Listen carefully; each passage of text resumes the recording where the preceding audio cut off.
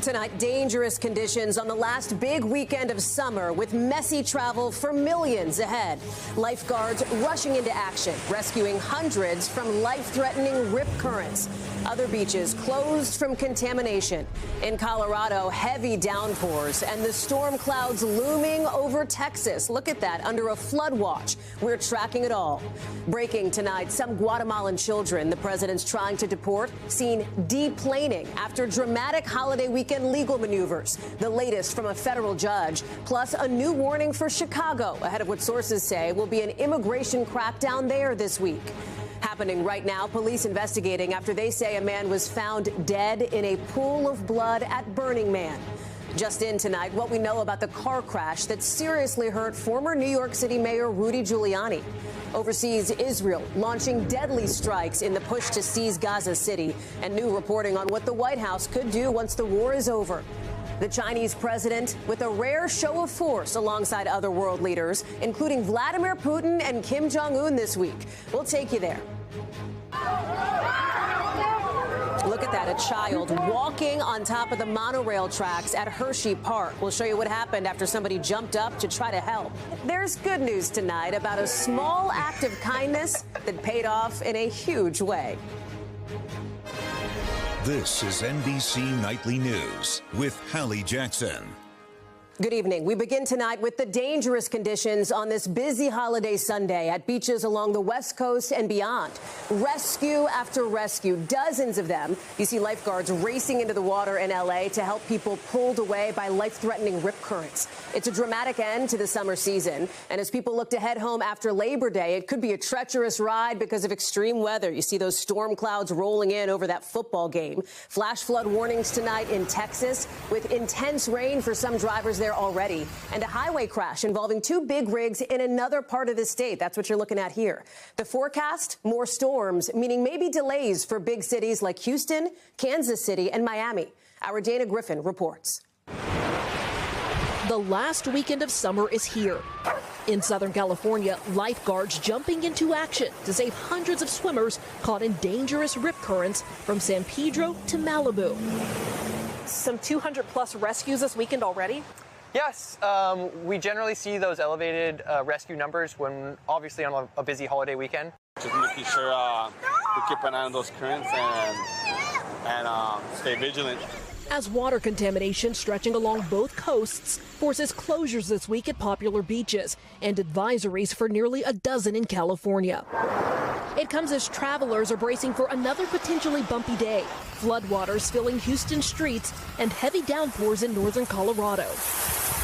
In North Carolina and Texas, car crashes shutting down roads and highways this weekend.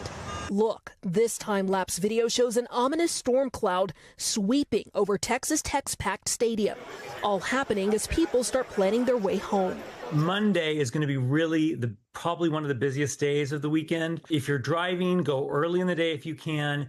If you're flying, get to the airport early and make sure you have the airline app installed on your phone and you're checking the weather. Tonight, 6 million are under severe risk of flash flooding in Texas and New Mexico, while heat alerts impact 25 million out west as temperatures rise. And Americans soak up the last weekend of summer. Dana is joining us now from Santa Monica. And Dana, that scorching heat could last well beyond Labor Day for some, right? Absolutely, Holly. So those high temperatures are going to range from 90 to 110 degrees. Here out west, that'll extend past Labor Day into Tuesday. But in the Northeast, it is already starting to feel like fall. Holly? Dana Griffin in California, thank you. Dramatic moments in Texas and a major legal setback for President Trump, with the judge blocking the White House push to deport some children for now after what lawyers say was a middle-of-the-night wake-up call. Here's Vaughn Hilliard. Tonight, Guatemalan children seen deplaning an aircraft on a Texas tarmac Sunday after a federal judge issued an order blocking their removals from the U.S. moments before being deported by the Trump administration. Their fates and those of hundreds of other Guatemalan children in U.S. custody now in legal question. Lawyers for some of the children saying the young unaccompanied Guatemalans were awakened overnight, put onto planes soon after. One of them even taking off before being ordered to turn around. Planes and multiple charter buses on hold for hours on an airport tarmac outside of McAllen, Texas, as a federal judge in Washington, D.C. ordered the return of the children to the U.S. government facilities. In her order, U.S. District Judge Sparkle Suknanan halting their removals for at least 14 days pending further proceedings. Lawyers for the children arguing in court filings that because of their age, they are entitled to special due process protections, adding many fear return and wish to continue pursuing their asylum claims, and that they face risks of persecution and torture in Guatemala. This administration repeatedly engages in an effort to disregard people's constitutional rights and undermine the rule of law. Deputy Assistant Attorney General Drew Ensign said at an afternoon hearing in Washington that the government would reunite the children with family members in Guatemala and said, "We obviously think these removals are lawful." This case mirroring similar situations earlier this year when the Trump administration deported hundreds of migrants to El Salvador despite orders from a court not to do so. And another last-minute court order turning around a bus of Venezuelan nationals en route to an El Paso airport as the government sought to remove them to El Salvador. Vaughn is joining us now from outside the White House. And Vaughn, the president may be setting up another legal battle, this one over voting laws. What's the latest?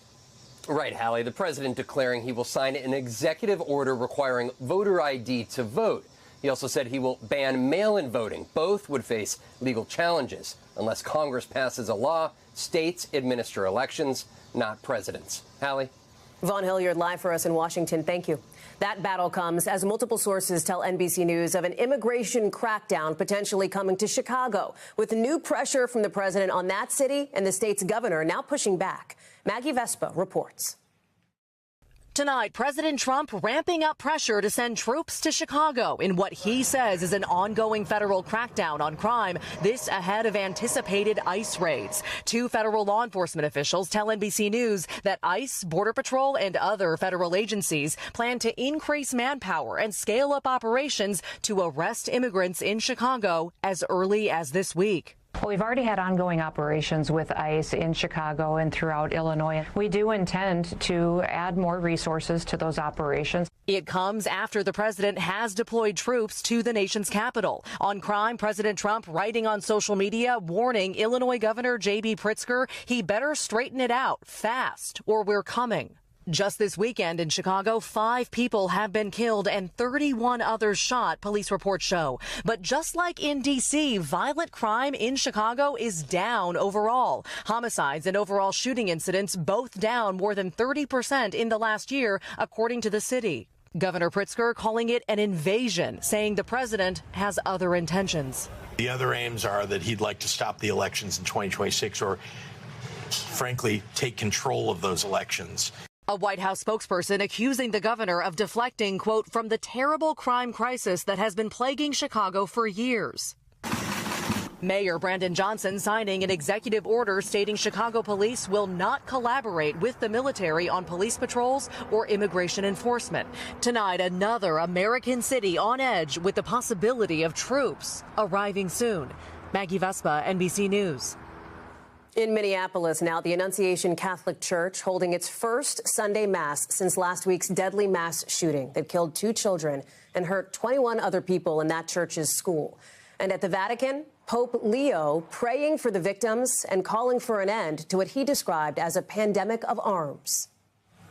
Also tonight, police are investigating after they say a man was found dead in a pool of blood at the Burning Man Festival in Nevada. Ryan Chandler is joining us with more on that. So, Ryan, what else do we know?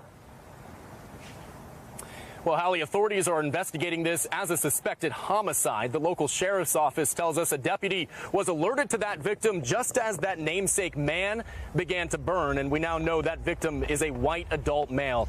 Now, authorities say the festival will have a heavy law enforcement presence before it's set to end tomorrow, warning although this act appears to be a singular crime, all participants should always be vigilant of their surroundings and acquaintances. Now, the Burning Man organization also says they are cooperating with law enforcement as the sheriff's office asks anyone who may know more about this suspected crime to contact the Pershing County Sheriff's Office. Hallie. Ryan Chandler, thank you. We're also learning tonight that former New York City Mayor Rudy Giuliani has been seriously hurt with a spinal fracture, among other injuries, after a car crash in New Hampshire, according to a spokesperson. They say Giuliani's car was rear-ended at a high speed by another car on the highway last night, and that he was taken to a nearby trauma center. The former mayor is said to be fully alert and conscious. To the war in Gaza now, and Israel's military launching a new round of deadly strikes on Gaza City. Our Richard Engel reports from Jerusalem.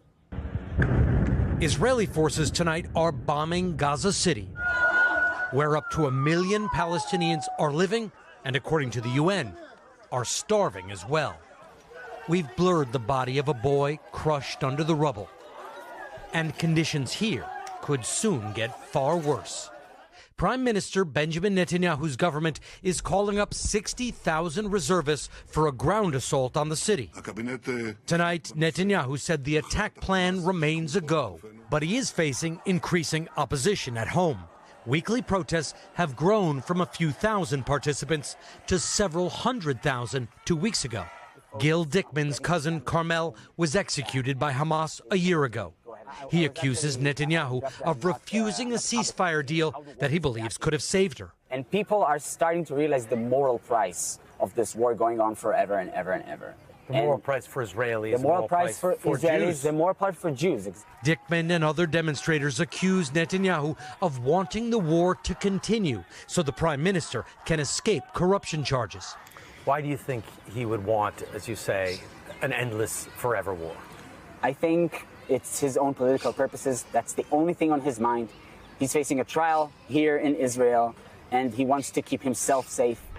As for Gaza's future, President Trump has proposed turning Gaza, which is on the Mediterranean, into a new Riviera and posted this AI rendition. The plan is apparently still active, according to the Washington Post. The Washington Post reports the Trump administration has discussed a 38-page plan to move all 2 million Palestinians from the Gaza Strip and compensate them with $5,000 and digital tokens for their land. A senior Arab official told NBC News the idea is, quote, insane. The administration did not respond to our request for comment. Hallie? Richard Engel in Jerusalem, thank you. To China now, where that country's president is hosting a high-stakes summit that amounts to a rare show of force with world leaders, including Vladimir Putin. Janice Macu-Freyer is there for us now. Janice, a potentially significant moment here for Beijing on the world stage. Well, and this is not an obscure get-together, Hallie. The leaders of Russia, India, Iran, Pakistan, Turkey, a dozen other countries are here. And consider the timing. Just after President Trump met with Vladimir Putin about Ukraine and slapped 50% tariffs on India for buying Russian oil. Xi Jinping met today with Indian Prime Minister Narendra Modi, and still to come, a massive military parade in Beijing. Putin is invited. So is North Korean leader Kim Jong-un, who President Trump says he wants to meet this year. It will be a chance to show off China's growing military might, but it will also be rich in optics. The first time these three leaders will be seen together, and that will be getting a lot of attention, including at the White House. Hallie? Janice Macu-Freyer in China, thank you. Still ahead for us tonight, a dramatic rescue caught on camera at a big amusement park. We'll show you. Plus, the new confusion over how to get a COVID vaccine as cases tick up. Back now with dramatic video of a boy being rescued. Look at that after walking on closed monorail tracks at Hershey Park. So you can see down below this crowd gathering to see what is going on. You see the child above walking along that narrow rail, at one point stopping to look down. People are telling him move over closer to where that building is. Hershey Park said the boy was at a shutdown station after he got separated from his parents and that the monorail was not operating.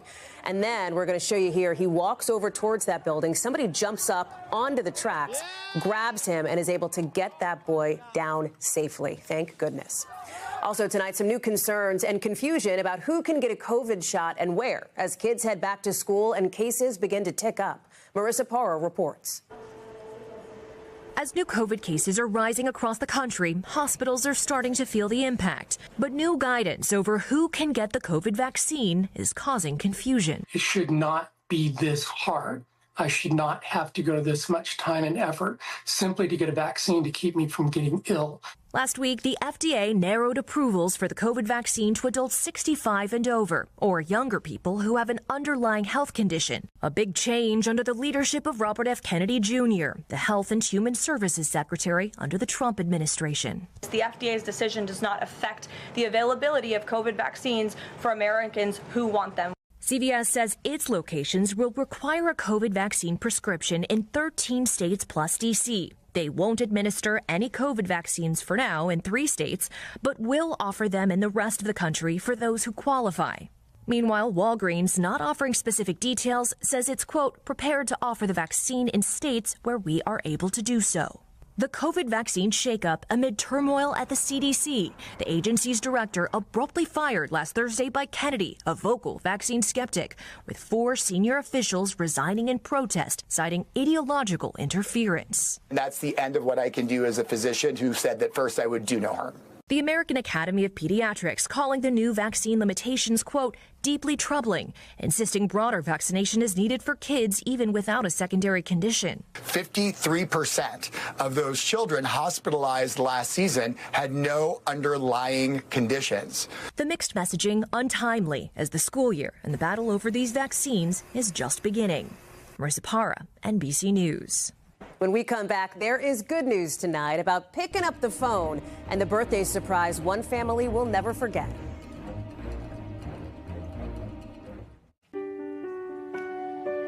There is good news tonight about the kindness of strangers and an unexpected birthday wish come true. Happy birthday to you. For these grandparents, a special performance each and every time. May the dear Lord bless you. Yes. And there are plenty of times. That's Frank and Marilyn Magny in Chardon, Ohio, keeping up their decades-long tradition, calling more than 100 of their loved ones every year to sing happy birthday. Their granddaughter, Adeline Peterson, posting that video, racking up more than 3 million views. To wake up the next morning to see all of the attention that it was getting, absolutely blew my mind. Happy birthday! That response giving Adeline an idea to return the love for her grandma's 90th birthday. She put out the all call. This is the information to send the birthday card for my grandparents. And then? This is crazy. 45, 46, 47. It didn't stop there. 21, 22, 23, 24. 44. And 3 packages on day 2. One after the other, card after card, eventually hundreds of them. 45, 56, 57, 58, 59. So many, Adeline had to color code them. It's not like somebody just signed their name. They're literally in there writing paragraphs on paragraphs about who they are and how much this touched them. Iceland. People from everywhere getting creative to make her grandmother's birthday extra special. Somebody sewed this on. And when she made her big reveal, Grandma and Grandpa couldn't believe it. This came from all over the world. More than 500 cards from 15 countries and all 50 states. The love you share and put out into the world is so special. And now, Grandma Marilyn is keeping all of them and making a new call list for her TikTok family. It literally lit up my grandparents' face, so it was really, really cool to be able to witness them be excited about making somebody else's day. A reminder that picking up the phone can hit all the right notes. To think that none of these people know my grandparents and they wanted to bless them so much, and it absolutely was such an eye-opening thing to see the world has such good people. Happy birthday, Isabel. God bless you. And that is Nightly News for this Sunday. I'm Hallie Jackson. For all of us here at NBC, thanks for watching and have a great week. Happy birthday to you. Happy birthday. We thank you for watching, and remember, stay updated on breaking news and top stories on the NBC News app or watch live on our YouTube channel.